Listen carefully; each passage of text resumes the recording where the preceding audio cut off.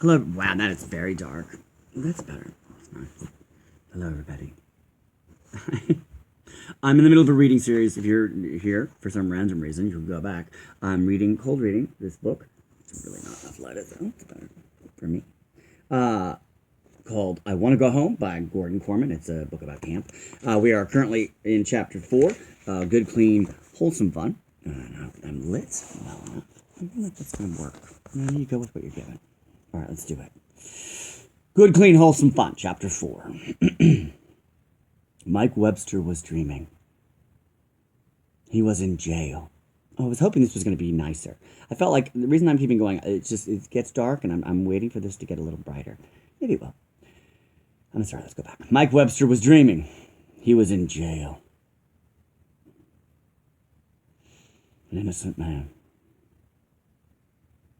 And until he had met his cellmate, there had been no hope. But now they were tunneling, and freedom was only a few meters away. He could feel his cellmate tugging at him, urging him forward.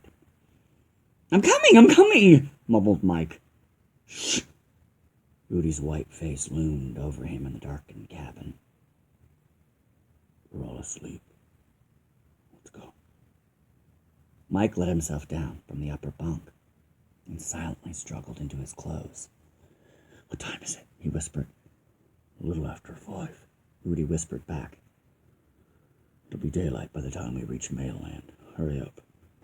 The two boys tiptoed across the room and let themselves out of cabin 13, taking great care to shut the door noiselessly behind them.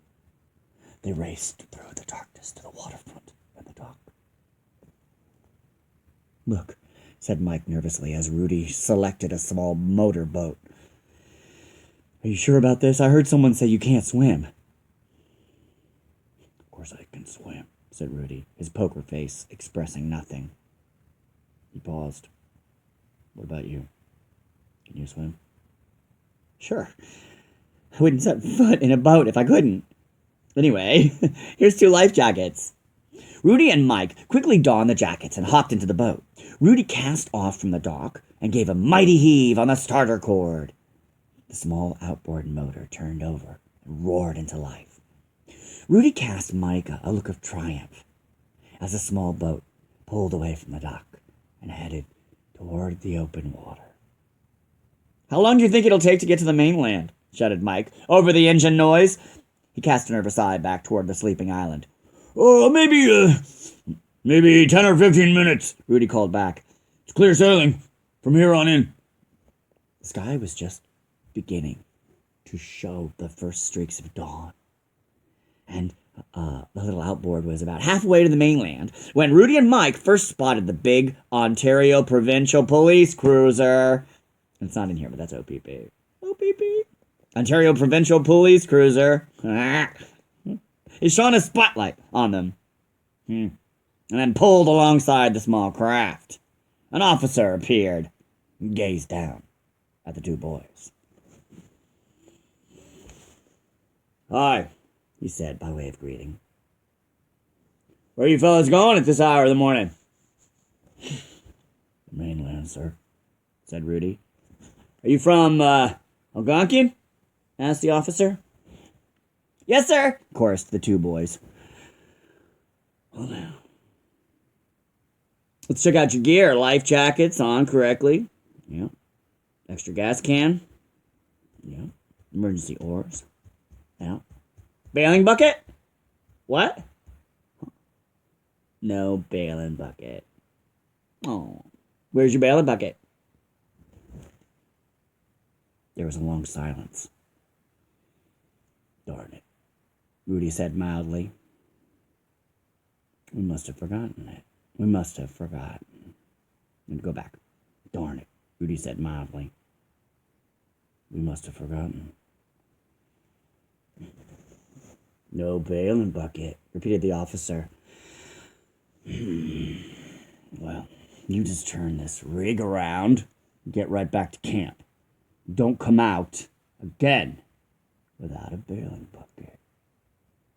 Obediently, Rudy turned the boat around and headed back towards Algonquin Island.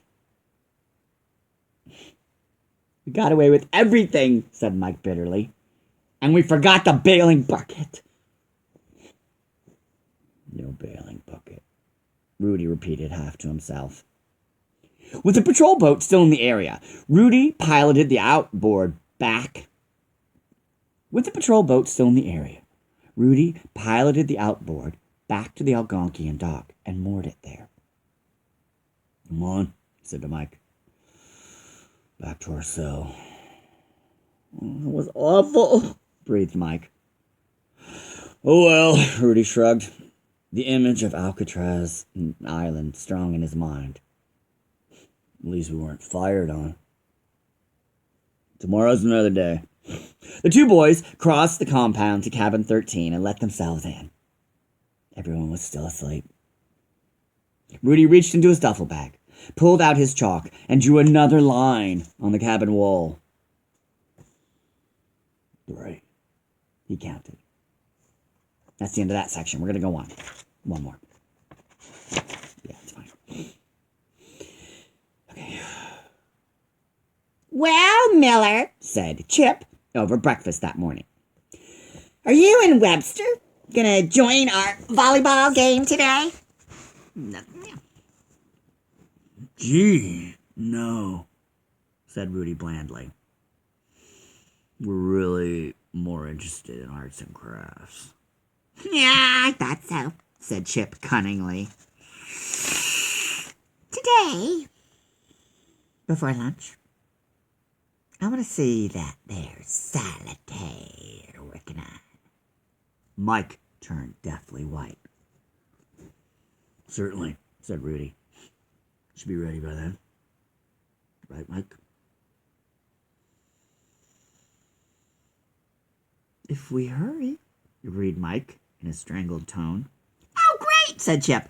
I'm really looking forward to seeing what keeps you glued to arts and crafts. As long as it keeps Miller away from us, it's fine, said Harold Green, viciously. Rudy stared at him, pityingly. All right, you guys, bellowed Chip. Out to the volleyball court, Miller. Webster. I'll see you and your solitaire here at lunch. He jogged off at the head of his troop. Well, now what are you going to do? Asked Mike miserably as he and Rudy walked into the empty cabin. Chip wants to see our solitaire. We haven't got a solitaire. There's no such thing as a solitaire. Yes, there is, said Rudy. I told you. It means dirt. Well, how are we going to produce a solitaire by lunchtime? Shouldn't be too difficult, said Rudy. There's plenty of dirt around.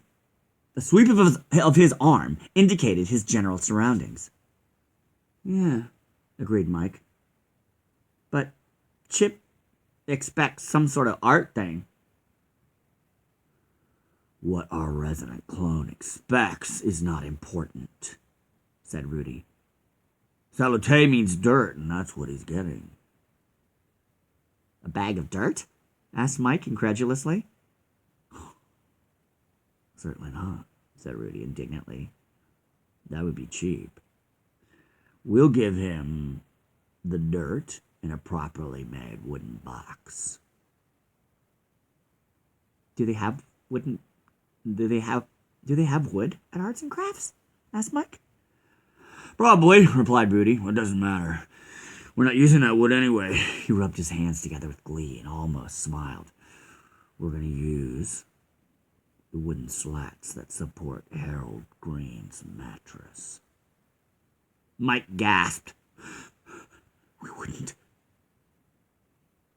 Yes, I would, said Rudy. Oh, I don't want to stop because I want to find out what's going to happen, but I feel like that's long enough. It's almost 10 minutes. We're going to stop there. This chapter is long. We're not going to make it through chapter 4 tonight. Maybe. I'm going to take a break. So I hope you're enjoying the reading, and we'll see you back to continue the adventures of Rudy and Mike, who just want to go home.